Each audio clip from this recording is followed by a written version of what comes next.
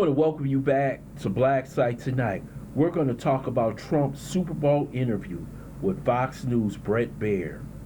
The Democrats are having a meltdown. First, I would like for you to subscribe to this channel, hit that like button, hit that notification button, but also comment on this video. One of the best interviewers in political reporting, Brett Baier, went at President Trump like he always does. He holds nothing back. He basically went after Trump about Elon Musk and Doge and what the Democrats have been complaining about him being an unelected official and possibly over the treasury of some $6 trillion. And basically you have had judges step in and say, hey, he has no right to be involved in something that should be done by the president and Congress. And basically, Trump said, I gave him permission to be over Doge. He told the American people that he would have government efficiency, and that's what he's doing.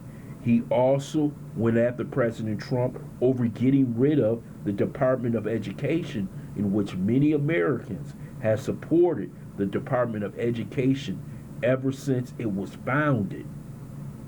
And Trump has came out and said, hey, we're number 40 in education. We have countries that spend less than we do. We spend more per pupil than anybody in the world and get the worst results possible. We got people graduating in high school with a 5th grade reading level. That is totally unacceptable. Then he asked him about DEI and other situations in which Trump has garnered outrage from the Democrat Party and some American people. Also, some American people are having buyer's remorse because of how quickly and how reckless Trump is rushing this agenda. And a lot of American peoples are a bit nervous that this will turn over the United States government so fast that the government may not recover or fall on its face.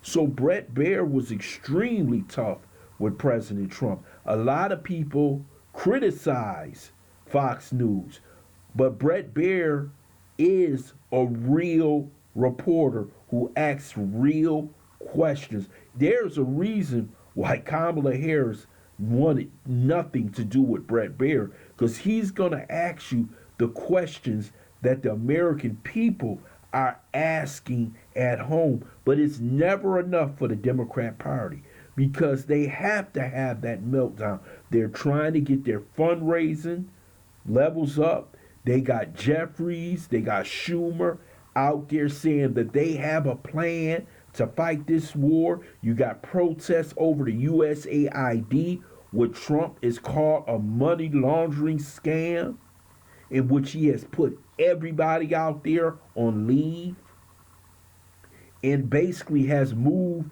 Border Patrol into their building. This is what Trump is doing, and don't you think that you are moving a government a little too fast? Brett Baier was extremely tough. He was not easy on Trump. And I'm glad that you have these type of interviews because these questions need to be asked by true reporters, not zealots, but reporters who want the answers from the American people. And I'm glad it's done at the Super Bowl because at least 30, 40, or 50 million people are watching the pregame. Over 120 will watch the Super Bowl, but they'll get an opportunity to hear this from President Trump and how he feels that he is reshaping the government, cutting the size of government, saving American people's dollars, and how he's trying to redefine or reimagine the United States government. And he asked him about Gaza. And when you start talking about Gaza and other issues about taking over, you saw the protests come out and things of that nature. Are you going to send troops? We're not going to send troops over there. We know that. But you know that sometime President Trump talks out the side of his mouth. He loves to talk. He loves to talk to the media, the American people, which is good, but sometimes it can be bad. Too much talking is not good enough. And let me tell you, this is the type of interview we need. And this was a tough interview. And the Democrats should be glad with the interview, because Trump goes after and destroys anybody on CBS, ABC, and NBC. Brett Baier gets straight to it. And he gets straight to Trump, and Trump knows it. And a lot of times, Trump don't like Brett Baier. You know, Trump will be on his social media platform, Truth Social, going off on Brett Baier. So this was a good interview to do. I think the Democrats should be satisfied, but they're never satisfied unless this man is impeached or put in jail. They will never, ever be satisfied. But the questions was asked, they were answered. The American people got to look at these first 3 weeks of his administration.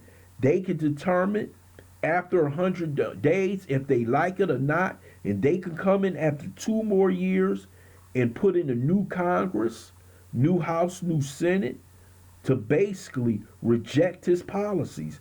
That's what's going to happen. There will be a vote in 2 more years.